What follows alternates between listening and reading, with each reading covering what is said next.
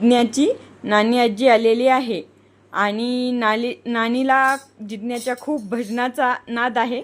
आता नानी जिज्ञासाठी गवळण सादर करणार आहे। श्री कृष्णासाठी राधा मनाची मोठी, नको ग राधे हट्ट धरू मंगळसूत्रासाठी। श्री कृष्णासाठी